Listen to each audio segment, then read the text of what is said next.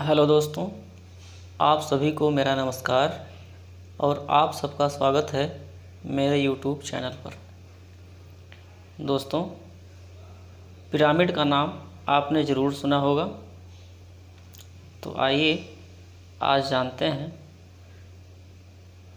पारिस्थितिक पिरामिड के बारे में, मतलब इकोलॉजिकल पिरामिड के बारे में।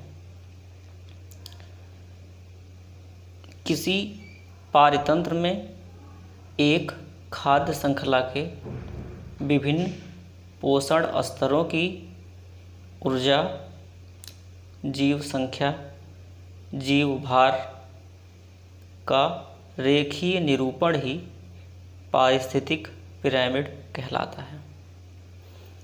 और पिरामिड में आप यहाँ देख सकते हैं कि जो भी पारिस्थितिक पिरामिड बनेगा उसमें सबसे निचले सोपान में उत्पादक होंगे, उसके ऊपर प्राथमिक उपभोक्ता, उसके ऊपर द्वितीयक उपभोक्ता, उसके ऊपर तृतीयक उपभोक्ता और सबसे शीर्ष पर शीर्ष उपभोक्ता रहेंगे।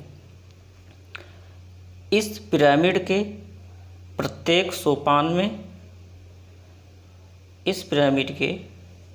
सोपान में पोषण स्तर को दिखाया गया है, जैसे कि आप यहाँ देख सकते हैं। तो आइए जानते हैं कि पिरामिड कितने तरह का होता है। पारिस्थितिक पिरामिड मुख्य रूप से 3 प्रकार का होता है: ऊर्जा का पिरामिड, जीव संख्या का पिरामिड और जीव भार का पिरामिड। तो आइए देखते हैं ऊर्जा का पिरामिड यानी पिरामिड ऑफ एनर्जी कैसे बनता है, समझते हैं इसको। दोस्तों, पृथ्वी पर ऊर्जा का प्राथमिक स्रोत सूर्य है।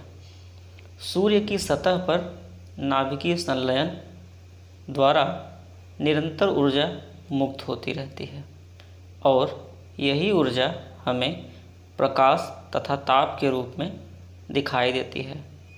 सौर ऊर्जा का लगभग 48% भाग ही पृथ्वी तक पहुंचता है और इसी 48% भाग में से लगभग 1 से 5% का उपयोग करके प्रकाश संश्लेषण के माध्यम द्वारा पेड़ पौधे अपना भोजन बनाते हैं और पेड़ पौधों के द्वारा बनाए गए भोजन को प्राथमिक उपभोक्ता ग्रहण करते हैं और प्राथमिक उपभोक्ता का भक्षण करने वाले हैं द्वितीयक उपभोक्ता, और द्वितीयक उपभोक्ता का भक्षण करते हैं तृतीयक उपभोक्ता, और तृतीयक उपभोक्ता का भक्षण करते हैं शीर्ष उपभोक्ता।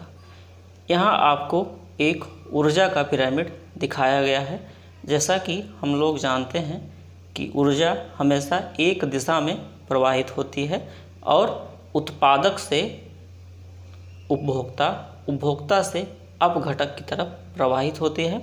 और इसके लिए आपने नियम भी जाना है, लिंडेमान का नियम, कि किसी भी पोषण स्तर पर जब भी एनर्जी का ट्रांसफ़र होता है तो केवल 10% एनर्जी ही अगले पोषण स्तर पर जाती है, बाकी 90% एनर्जी उसी पोषण स्तर में जीवों की जैविक क्रियाओं या उपापचयी क्रियाओं में खर्च हो जाती है।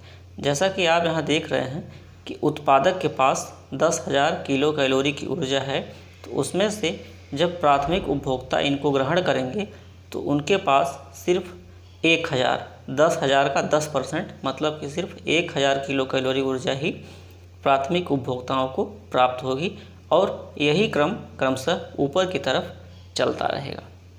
हाँ, यहाँ ध्यान देने योग्य बात यह है कि यह सोपान यहाँ बड़ा इसलिए है क्योंकि यहाँ ऊर्जा ज़्यादा है, आप यहाँ सीधे देख रहे हैं, और यह सोपान छोटा इसलिए है क्योंकि यहाँ ऊर्जा इसकी अपेक्षा कम है। ऐसे ही ऊपर जैसे आप बढ़ते जा रहे हैं तो ये प्रत्येक सोपान कम होता जा रहा है। इसका सीधा सा मतलब यही है कि निरंतर ऊर्जा का क्रम घटता जा रहा है और आपने यहाँ देखा कि मिनिमम सबसे कम ऊर्जा शीर्ष उपभोक्ता के पास है। तो ये बात सदैव याद रखने योग्य है कि ऊर्जा की पिरामिड, जब भी ऊर्जा का पिरामिड बनता है, एनर्जी का पिरामिड बनता है, तो वह हमेशा सीधा बनता है। ऊर्जा का पिरामिड उल्टा नहीं बन सकता, और उसका कारण आप देख रहे हैं, क्योंकि एनर्जी का प्रवाह एक दिशा में होता है, और जैसे जैसे एनर्जी का प्रवाह हो रहा है प्रत्येक पोषण स्तर में एनर्जी का जो लेवल है, जो एनर्जी की मात्रा है, वो लगातार घटती जा रही है।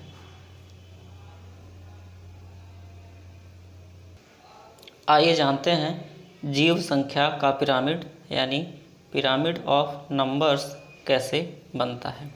तो आइए एक घास के पारितंत्र का उदाहरण लेके इसको देखते हैं। दोस्तों, आप यहाँ पे देख सकते हैं कि घास की संख्या सबसे ज़्यादा होगी, इसलिए इस सोपान का आकार आपको सबसे बड़ा दिख रहा है, और टिड्डों की संख्या घास की अपेक्षा कम होगी, इसलिए ये सोपान छोटा दिख रहा है। और इसी तरह से मेढक की संख्या टिड्डों से कम होगी, और सांपों की संख्या मेढक से भी कम होगी, और बाजों की संख्या सांप से भी कम होगी। इसीलिए यह पिरामिड, जीव संख्या का पिरामिड, एक घास के पारितंत्र का इस तरीके से आपको बना हुआ दिख रहा है। तो हमेशा याद रखिए कि घास के मैदान का पिरामिड हो या कृत्रिम पारितंत्र का हो, स्थलीय भूमि के पिरामिड हमेशा सीधे बनेंगे। हमारा अगला पारितंत्र है, एक और उदाहरण देखते हैं वृक्ष पारितंत्र का। याद रखिए वृक्ष पारितंत्र है, वन पारितंत्र नहीं, ठीक है। तो यहाँ पर एक हरा भरा वृक्ष है, और इस वृक्ष पर याद रखिए जो वृक्ष है एक ही है, इसलिए ये सोपान सबसे छोटा आपको बना हुआ दिख रहा है, इधर तरफ पतला है। इस हरे वृक्ष पर अनेक छोटे छोटे कीट पतंग जीव होंगे, और उन जीवों का भक्षण करते हैं पक्षी यहाँ पर द्वितीयक उपभोक्ता हैं इस वृक्ष पारितंत्र में, और उन पक्षियों के ऊपर परजीवी रहते हैं, और परजीवी अपना भोजन इन्हीं पक्षियों से प्राप्त करते हैं। तो परजीवी यानी पैरासाइट क्या होते हैं, आइए जान लेते हैं उनको भी।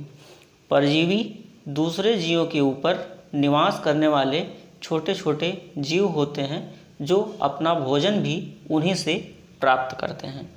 उनके उदाहरण मुख्य रूप से हैं जैसे जूं, किलना आदि।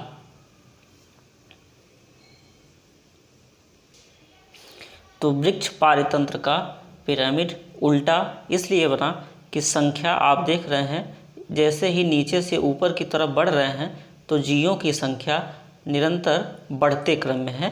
हरा वृक्ष तो केवल एक ही है, उसके बाद कीट पतंग उनसे भी ज़्यादा हैं, पक्षियों की संख्या उनसे भी ज़्यादा है, और पक्षियों के ऊपर निवास करने वाले परजीवी इनकी संख्या तो सबसे ज़्यादा है। इसीलिए वृक्ष पारितंत्र का जीव संख्या पिरामिड सदैव उल्टा बनता है। Most important. आइए देखते हैं अगला पिरामिड, जीव भार का पिरामिड यानी पिरामिड ऑफ बायोमास। तो सबसे पहले जान लेते हैं जीव भार क्या है। पारितंत्र में जीवधारियों का प्रति इकाई क्षेत्र में संपूर्ण शुष्क भार उनका जीव भार कहलाता है। तो आप समझ गए होंगे, शुष्क भार मतलब सूखे अवस्था में उनका जो भार होता है, और प्रति इकाई का मतलब प्रति एक क्षेत्र में, ठीक है। तो आइए देखते हैं एक स्थलीय पारितंत्र के जीव भार पिरामिड का उदाहरण। तो स्थलीय पारितंत्र का जीव भार पिरामिड यहाँ पर आप देख पा रहे हैं। यहाँ हरे पेड़ पौधे हैं पहले पोषण स्तर पर, और ये आपको सोपान बड़ा दिख रहा है। उसका कारण ये है कि जो स्थलीय पारितंत्र है इसमें जो उत्पादक का भार है, जीव भार है, वो सबसे ज़्यादा है, और इसके ऊपर ये सोपान छोटा बना हुआ दिख रहा है आपको। तो इसका मतलब यहाँ पर जीव भार कम है। ऐसे ही जैसे जैसे ऊपर आप जाएंगे तो जीव भार आपको कम देखने को मिलेगा। इसीलिए स्थलीय पारितंत्र का जीव भार पिरामिड हमेशा सीधा बनता है। आइए अगला उदाहरण देखते हैं जलीय पारितंत्र का जीवभार पिरामिड। यह पिरामिड उल्टा बना हुआ है, इसको आप देख पा रहे होंगे।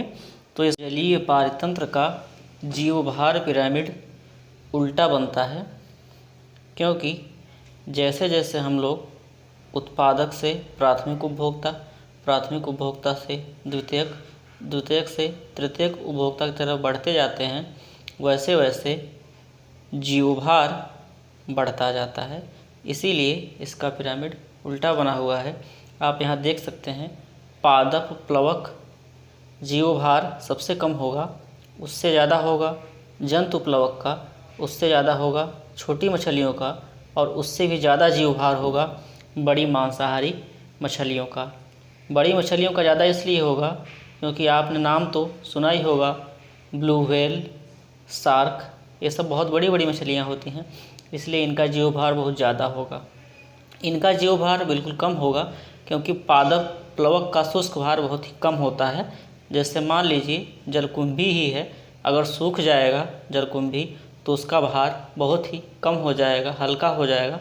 इसीलिए उत्पादक का भार सबसे कम है और यहाँ तृतीयक उपभोक्ता का जीवभार सबसे ज़्यादा है। यही कारण है कि जलीय पारतंत्र का जीवभार पिरामिड उल्टा बनता है। दोस्तों, क्या आप मुझे यह बता सकते हैं कि पिरामिडों का देश किस देश को कहा जाता है? अगर आपको पता है तो कमेंट सेक्शन में कमेंट ज़रूर करें। और इस वीडियो को देखने के लिए मेरा आप सबको बहुत बहुत धन्यवाद। और जो भी फ्रेंड्स चैनल पर नए हैं, चैनल को सब्सक्राइब अवश्य कर लें ऐसी ही इन्फॉर्मेटिव वीडियो देखने के लिए। Thank you so much. Bye bye, take care.